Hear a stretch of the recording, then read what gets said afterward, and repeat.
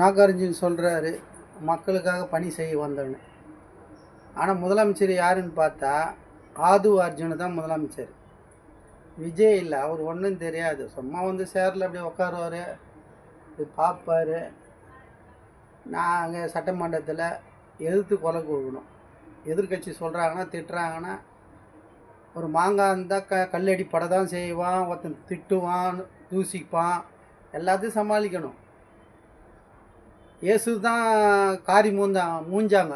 இயேசு நீ பைபிள் படிச்சுக்கிற, ஆதுனார்ஜினா நீ பைபிளை நல்லா அறிஞ்சிக்கிற, கிறிஸ்துவ குடும்பமாக இருக்கிற. இயேசும் துப்புனாங்க, வாரால் அடித்தாங்க, ரத்தம் பீறி கொண்டு வந்தது. நல்ல மனிதர் தான், மக்களுக்காக நல்லது செஞ்சார், அற்புதம் செஞ்சாங்க. அவரை குற்றமே செய்யலை, அவர் சிலுவில் அறிஞ்சாங்க. இதுபோல் நீங்கள் குற்றம் பண்ணிவிட்டு மக்களுக்கு துரோகம் செய்துட்டு இந்த நடிப்பால் இருந்த இந்த தற்கூறிங்க ஓட்டு போட்டாங்க. என்ன மாற்றத்தை கொண்டு வருவாங்க? ஒரு மாற்றத்துக்கு கொண்டு வர முடியாது தமிழ்நாட்டில். இப்போ தான் ஒரு மாதம் போகுது, இன்னும் 4 வருஷம் 9 மாதம் இருக்குது, 11 மாதம் இருக்குது.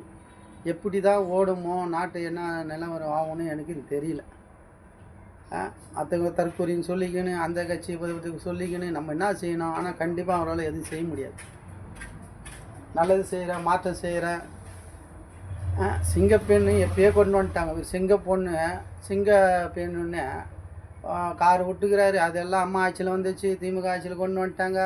சும்மா இருக்கிற ஸ்டிக்கரை பிச்சுட்டு சிங்கப்பெண்ணா தமிழ்நாட்டில் இவர் விரிஞ்சு கிடக்குது. தப்பு நடக்கத்தான் செய்யும், நடக்காத மாநிலமே இல்லை. நீ எதுவும் திருத்த முடியாது ஐயா. எம்ஜிஆர் ஐயா அப்பயே பாட்டு போயிட்டார், திருடவனே பார்த்து திறந்தாவிட்டால் நாட்டை ஒழிக்க முடியாது தம்பி, ஒழிக்க